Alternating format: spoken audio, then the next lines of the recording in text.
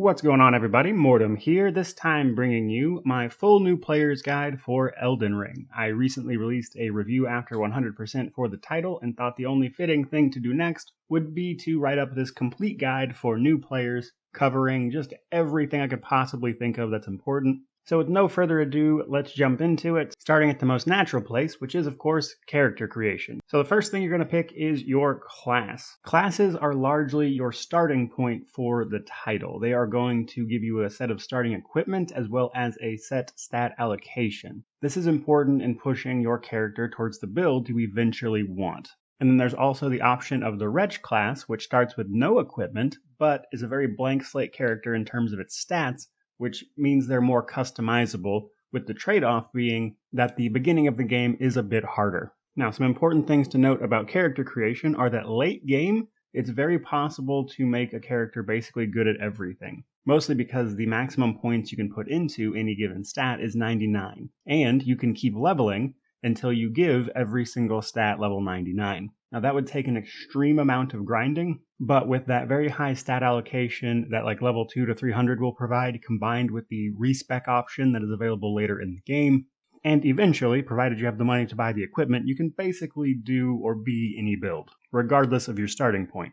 Now, let's break down our stat allocation a bit. Stats can primarily be divided into two things: resource stats and damage stats. Vigor, mind, and endurance increase your resources, and endurance actually also increases your maximum equipment load.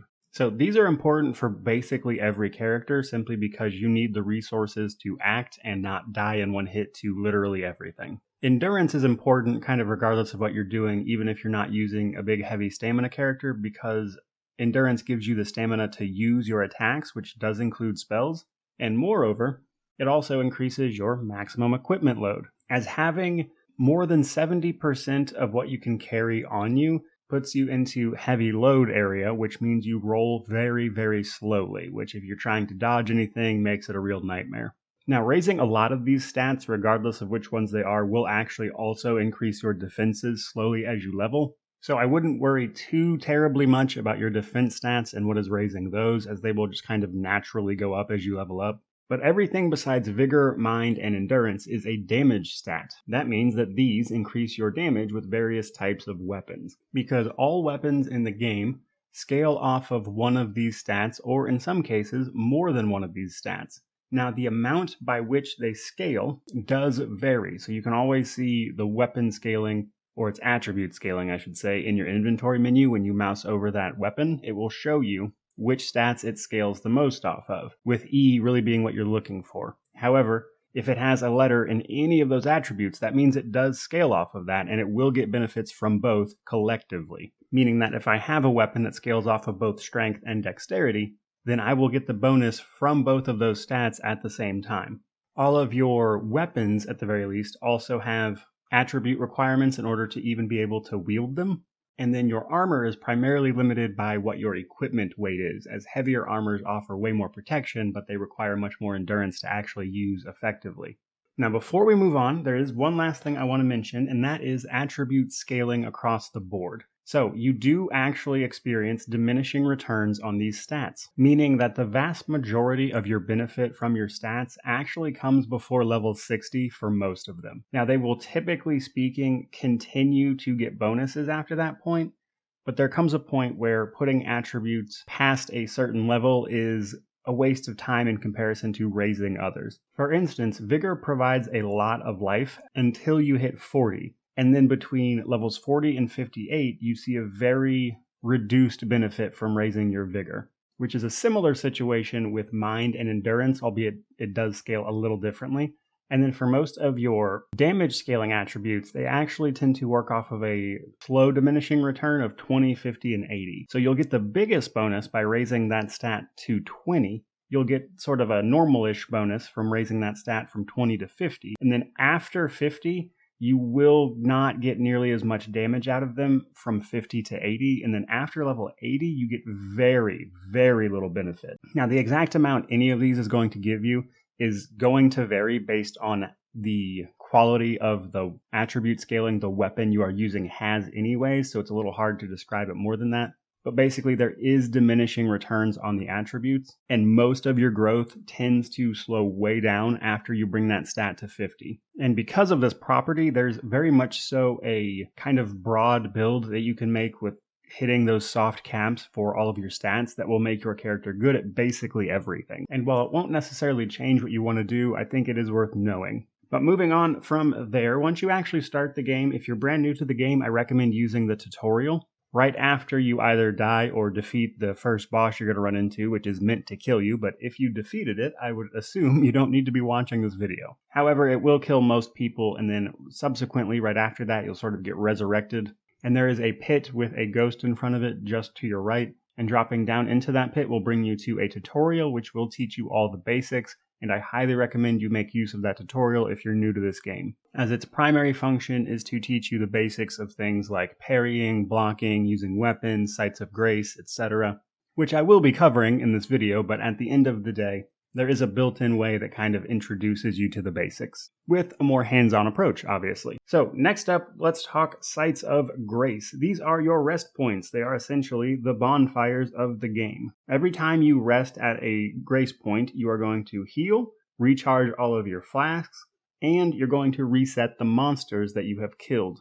The only things that don't get reset are the big enemies that are bosses, etc. They obviously don't get reset. Sights of Grace also act as fast travel points and sort of story hints in a way. Some Sights of Grace will have a beam of light that points in a direction once they are activated. That beam of light is leading you towards a boss. Some are optional, some are story related, but if you follow those beams of light, you will eventually find a boss. However, those beams of light do continue even after you've killed the boss, so do with that what you will. Now, right away in the game, we do get access to our flasks, and basically, between every rest, you will have a set amount of flask charges. Flasks are your healing as well as your mana restoration. You have a set amount of charges for both of them. However, you can allocate which has more charges at these Sights of Grace. Meaning if you don't use a lot of magic, you're obviously going to want more health potions.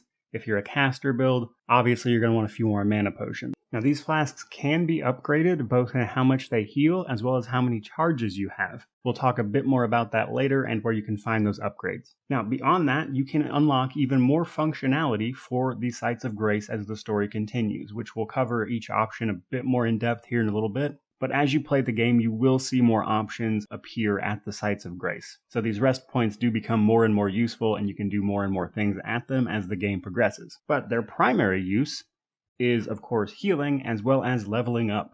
Now, once you've used your third Sight of Grace in-game, you will be visited by an NPC called Melina. She will tell you that you are maidenless if you haven't heard it already, which, as you imagine, is quite embarrassing. So naturally, she offers to fulfill that role for you, and what that means in a practical sense is that she unlocks your ability to turn runes into strength, which basically means level up. She also gives you access to your spectral steed. Now you can actually turn her offer down, but she'll keep popping up at rest sites until you agree, as if you can't level up, you can't really play the game. Now the currency in this game is runes, and it is used for everything. It is both your level up, as well as your currency for buying items. So the value of runes cannot be understated, as it is the value of everything. Now as you level up, every time you level up, there will be an increasing amount of runes required to do so.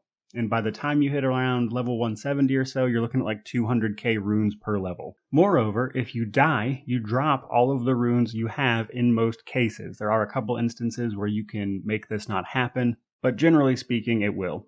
And at that point, you have to go back to where you died, recover all your runes, and if you die again before that, then they're all lost. And it doesn't matter how many you have. If you have millions of runes on you and you lose them this way, they're not recoverable. Now from here, let's talk about RoundTable Hold. Now after you visit, I believe it's 5 Sights of Grace, Melina will offer to take you to RoundTable Hold. And you should go there. It is your central hub location. It is the site of all of your main vendors and a few other useful tidbits here and there. There's a lot of NPCs you can talk to for quests, etc. as the game progresses. You can change your appearance early on here at the game, but you can't respec. We get access to the smith, which is going to let us upgrade our weapons. You can get access to a spirit tuner, which we'll talk about, as well as the finger reader. So the finger reader kind of points you on your initial default quest line to advance the main story, if you will. However, she acts as a vendor as well. So let's break down what all of these people can actually do for you. So for starters, the smith. He is incredibly important. He is going to upgrade your weapons. As you advance the game, you'll find regular and special weapons, as I like to call them. Regular weapons are upgraded with smithing stones. Special weapons are upgraded with somber smithing stones. Special weapons have more or less the same scaling, but you need less stones to upgrade them. You need one type of somber stone for each rank of upgrade, 1 through 10. And then your regular weapons can advance to up to plus 25, but you need a total of 12 of each type of stone to advance them to the next tier. So it takes a little longer. Now, upgrading your weapons is very, very important. That is how you keep your damage relevant as you continue playing through the game. Now, you can find smithing stones out in the world, but you can't actually buy them, and we'll get to that in just a second. The other thing the smith does for you is give you access to Ashes of War. You can find Ashes of War by beating various enemies or just out in the world, but what these do is replace the special attacks on your weapons, or your armaments, if you will, because this does include things like shields, etc. But essentially, this allows you to change the special attack. Every weapon, armament, etc., or in most cases at least, you can actually attach a no-skill special skill, which gives you no special attack. But most of these can be attached with a special attack, which you press a slightly different combination of buttons, and you will perform a special attack. And naturally, with these Ashes of War, you can customize what weapon has what special attack, which gives you a great amount of depth to your potential build. Now, if you found an Ashes of War and you use it, don't worry, he can actually duplicate them with a sort of blank form of the ashes, so you don't ever actually lose these after you find them. Now from here, let's talk about the primary merchant, which is this sort of Siamese twin witch thing in the other room. This is your main merchant. She will actually have an upgraded inventory as you progress through the game. As you complete side activities or defeat certain enemies, you will find bell bearings. What these actually do is allow you to turn them into this merchant, which then expands her inventory. So the two most important versions of this, in my opinion, are the smithing stone and the somber smithing stone bell bearings, because they actually just add the various rankings of smithing and somber stones to her inventory, which lets you just buy them, which makes upgrading weapons late game much, much easier and can immediately bring a weapon up to speed if you have the runes to pay for it. Moreover, this merchant can sell you a spirit bell as well as the wolf lost ashes. You can actually get them before this point, but I like this merchant because they're super cheap here and it's just super easy. Also, the NPC that you can go talk to get these ashes only shows up at night, and you're probably past where she shows up by the time night rolls around, so I prefer to get them at RoundTable Hold. And that brings us to the Spirit Tuner. So first, spirits. We can summon spirits, that is to say, actual minions that will help us. We can do this in any area where we see a little purple gravestone to the left of our screen, which is most open world areas as well as most boss fights. These spirits are very, very helpful and can be upgraded, which is where your Spirit Tuner comes in. Now, much like the Ashes of War, you find these spirits just by completing world activities. You can occasionally buy them from merchants as well, such as the wolves, but like your weapons, they have to be upgraded to stay relevant, which is where the Spirit Tuner comes in. So on the path that you are on right as the game starts, outside this little hut, I forget the name of the grace site, but you will meet a woman named Roderica, and after talking to her, she will then appear at RoundTable Hold. You need to talk to Roderica as well as the smith until Roderica eventually decides to become your Spirit Tuner. This will allow her to use a special type of plant to upgrade your spirits in exactly the same way it works for the smith, but instead, we have spirits instead of weapons. This keeps your spirits relevant throughout the game and keeps in-game bosses from just annihilating them. And that brings us to the Finger Reader. So as I mentioned, she is important as well for the story, but in addition to this, she can handle turning your remembrances into power, as well as offering you boss armor. So basically, anytime you defeat a major boss, you want to come check in with the Finger Reader, because that boss could have potentially dropped, if it was one of the main bosses, a remembrance. Remembrances can be turned into power by the Finger Reader, and what this actually means is that she can take those remembrances and turn them into a special weapon or a special spell. Typically speaking, these are what the boss was actually using, which is how you get the weapons of the main story bosses. Now, the remembrances themselves can also just be used from your inventory to gain a bunch of runes, which can be a little useful early game, but late game, the weapons and stuff they provide vastly outweigh their cost in runes. Moreover, the Finger Reader acts as a merchant for boss armor, so anytime you defeat a boss, you can come back to the Finger Reader, and she very potentially might be able to sell you a version of their armor that you can then wear. This tends to be some of the best armor in the game too, by the way.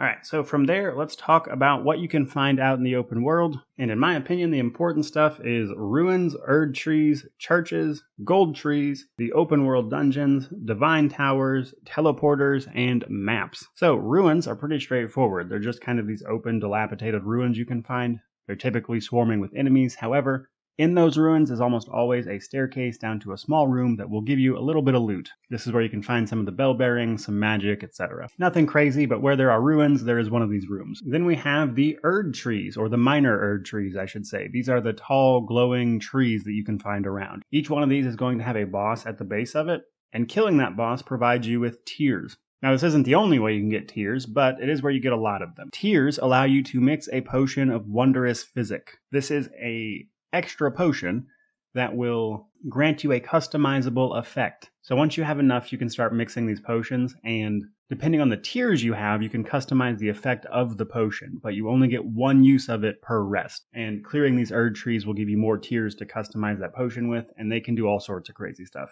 albeit for a temporary effect. Then there are the churches. The churches are very important, actually, because churches are where we find the sacred tears. Sacred tears are what keep our potions relevant. It increases the amount that they heal, and you will almost always find these at churches. Not every church has one, and that definitely should be mentioned, but most of the time if you see a church, there is a sacred tear there, which is never a bad thing. Then we have these little gold trees. I don't really know what to call these, but you'll find these out in the environment sometimes.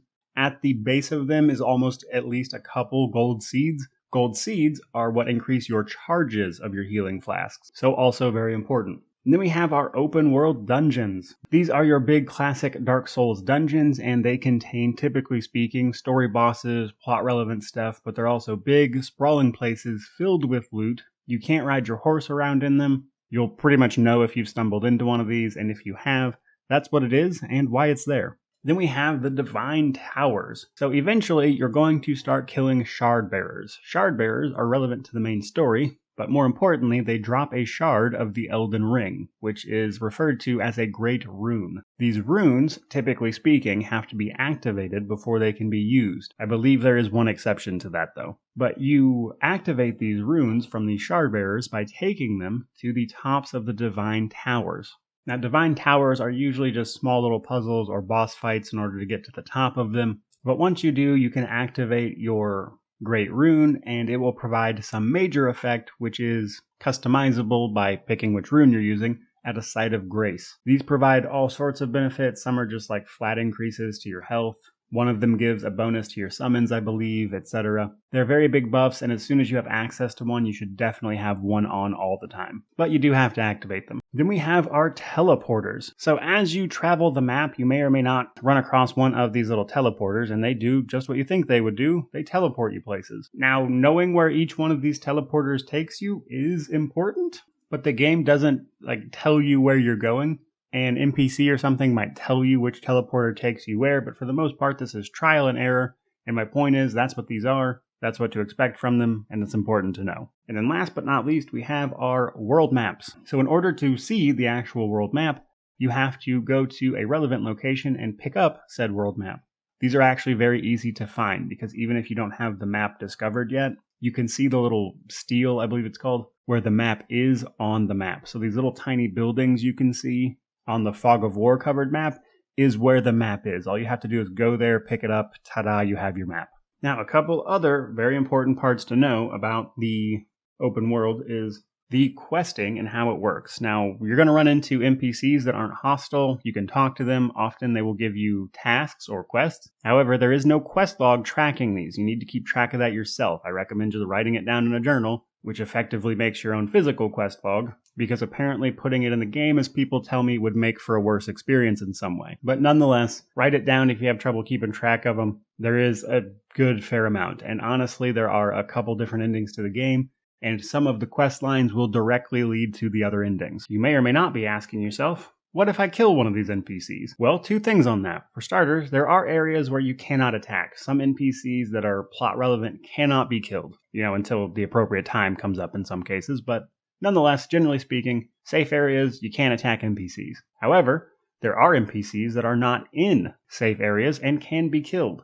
But what if you hit them accidentally? Now, if you kill them, obviously you can't complete their quest and they're just dead. However, if you did not mean to hit them, there is a way to fix that because they will turn hostile and try to kill you. If that happens to you, run away. Look for a place called the Church of Absolution. You'll know it because there's this giant turtle here, and also I should be showing you where it is on the map.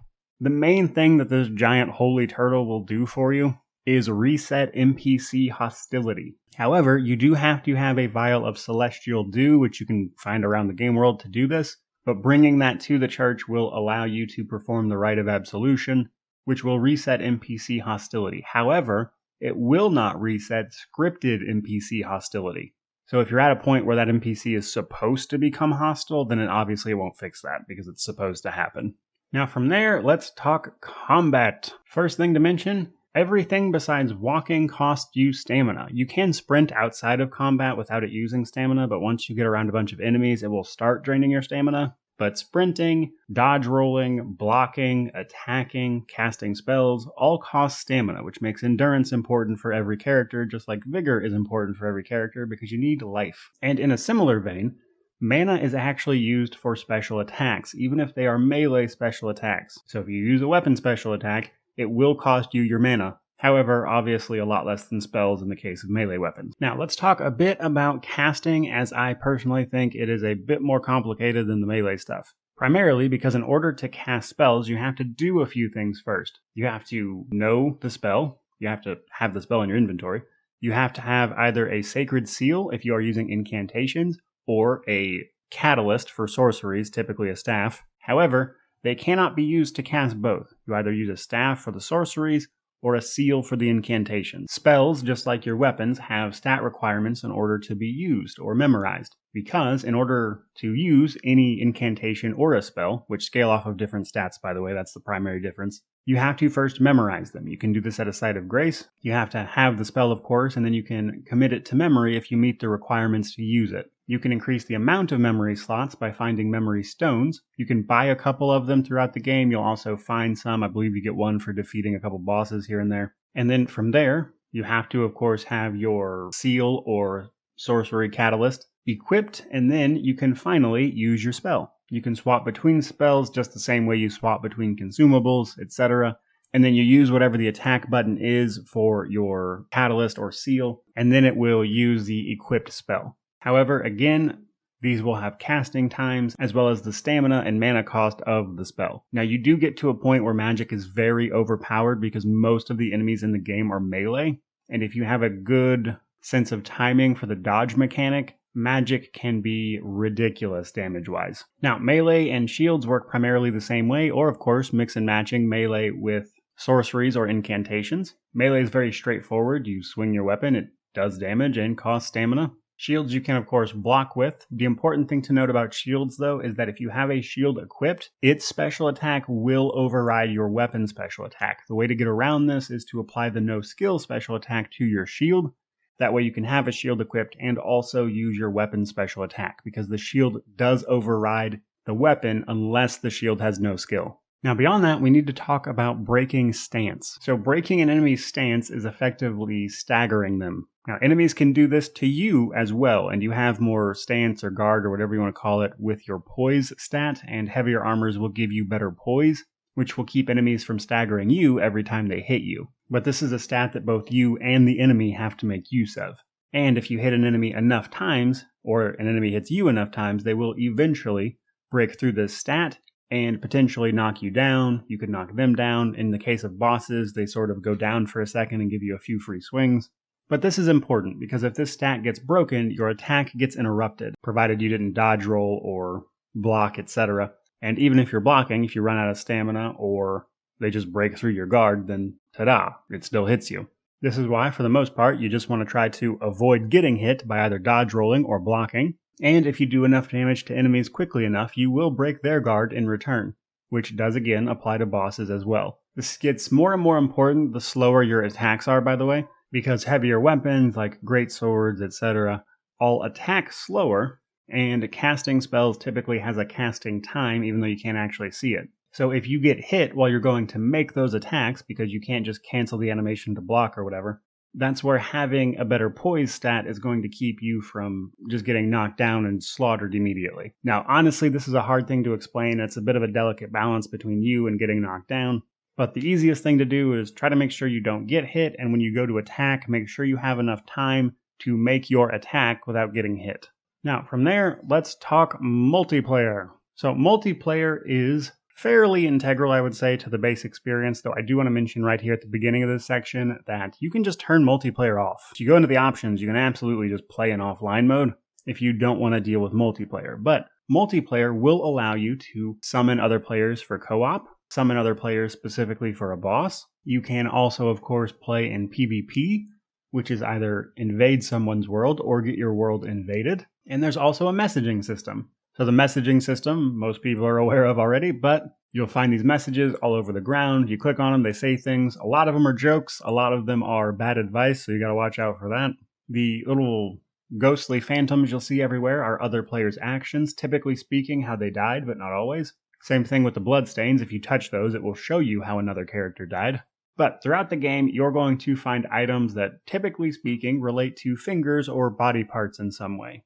All of these fingers allow you to either write messages, invade other characters' worlds, duel other characters, summon other players to your world, let other players know you would like to be summoned to their world, etc. But basically, you need to find these items. Now, some of these items have limits on how much they can be used by the fact that you need to constantly replace them. Some of them can be used repetitively, but others, like invade characters' worlds, have to be, for the most part, managed. Now, most of these items do have a permanent solution to them that you have to do a little work for, typically a quest. Now, I'm not going to sit here and try to explain PvP meta to the people that are interested, as that's kind of its own little world, honestly, but that is something you can engage in if you want. And moreover, you can summon other players to help with bosses as well. That said, whoever's doing the summoning is like the key person for that boss fight, so if they die, it doesn't matter if other players are still alive, the fight will end. And then there are some areas where you can just run around in co-op and not necessarily fight a boss, you can just kind of hang out with your friends.